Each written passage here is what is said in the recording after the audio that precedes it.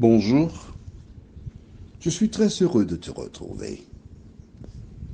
Nous allons aborder un thème aujourd'hui qui s'intitule Femme ordinaire.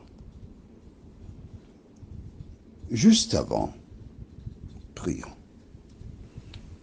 Notre Seigneur et notre Dieu, nous sommes heureux de revenir vers toi encore en ce jour, car le Saint-Esprit nous accompagne afin d'améliorer notre vie. Merci Seigneur pour cette grâce. Nous t'avons prié au nom de Jésus pour ta gloire éternelle. Amen.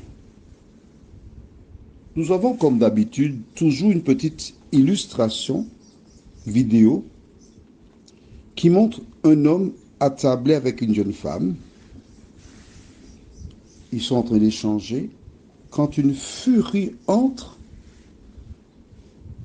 invective la jeune femme, lui envoie un liquide sur le vêtement, le poisson, la traite de un mot qui n'est pas gentil du tout, et elle a un comportement déraisonnable. Je remercie Dieu que ce type de femme soit rare, parce que la majorité des femmes n'agissent pas de la sorte.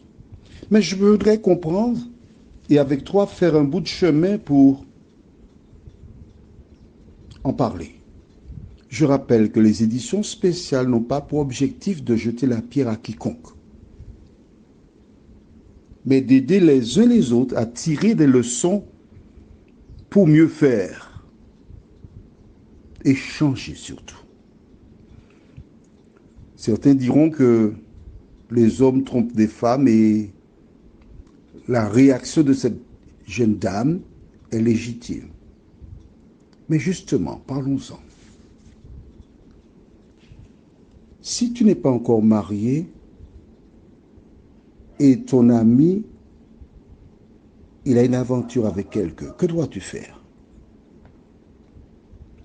Aller faire la guerre à cette personne ou remercier Dieu du Seigneur? Merci, ça a eu lieu avant notre mariage, je vois ce qu'il en est, je vais m'abstenir pour ne pas avoir souffert toute ma vie. C'est tout ce que tu as à faire. Mais si, allons, mais non, Margaret, tu es déjà engagé, ton cœur est déjà engagé. Je comprends ça, hein, Margot, je comprends. Mais qu'est-ce que tu veux faire? Tu n'es pas une femme ordinaire. Il y a une différence. Hein? Je me rappelle, il y a fort longtemps, il y avait, en ce qui concerne le carburant, ordinaire, super et diesel. Et comme je suis un grand taquet devant l'Éternel, j'aime jouer, m'amuser. Quand j'arrivais dans une station-service et puis il y avait une dame qui avait de mauvaises manières, je disais ordinaire, 100 francs. Avec le regard qu'il fallait, maman, la dame me ramassait. Elle démontrait qu'elle était ordinaire. Mais vois-tu, une femme classe, c'est ce que Dieu désire que tu sois. Qu'est-ce qu'une femme classe? Allons dans le livre de Proverbes, chapitre 14, le verset 1er. La femme sage bâtit sa maison, et la femme insensée la renverse de ses propres mains. Deux types de femmes. Une qui est sage, une qui est insensée. Celle qui est sage, elle bâtit, elle construit. Mais l'autre, l'opposé, elle utilise ses deux mains pour dire je vais détruire le foyer. Et elle a un comportement qui pousse à détruire le foyer, justement. Alors, dans la petite vidéo, on voit que cette femme est en colère, si en colère qu'elle dit je peux trouver un homme n'importe où. Elle voit un monsieur assis à une table, elle va le tirer la tête du monsieur, l'embrasse sur les lèvres et l'épouse ou encore l'ami de monsieur arrive au même instant. Donc elle a mis un couple en problème, survolté. Puis ensuite, qu'est-ce qu'elle découvre? Que cette femme qu'elle a maltraitée a passé la journée avec son fiancé à chercher une bague de fiançailles pour elle. Et que c'est la sœur de son fiancé.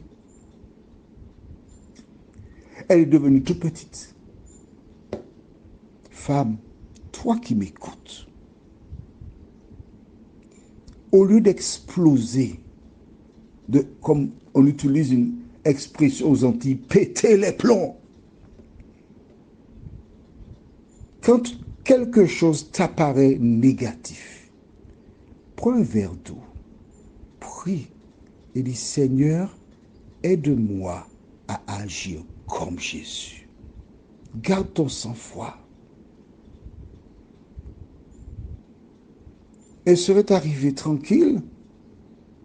Parce que lorsqu'un homme t'aime et que tu l'aimes et que tu sais que cet homme-là t'aime vraiment, tu n'as pas peur. Hein? Et je me répète, si avant d'épouser un homme, tu vois qu'il aime regarder d'autres femmes, remercie Dieu qui t'ouvre les yeux pour que tu changes de braquet, que tu t'en ailles. Ne te laisse pas embobiner. Attends, il ne faut pas faire ça. Il faut te lever et partir. Si tu es arrivé tranquillement, sans faire d'esclandre, tiens, oh, Jacques, je suis content de te voir. Quelle est cette magnifique créature qui t'accompagne? Une femme classe, c'est comme ça qu'elle agit. Il aurait dit, écoute, voilà, c'est un tel, c'est ma sœur. Ah, enchanté. Elle aurait marqué des points. Mais la femme insensée détruit son foyer de ses propres mains. Comment dois-tu agir, femme? Mais si tu peux le faire. Allons au livre de Philippiens chapitre 4, versets 4 à 7. Tu peux le faire parce que Dieu a mis ça en toi. Tu peux le faire.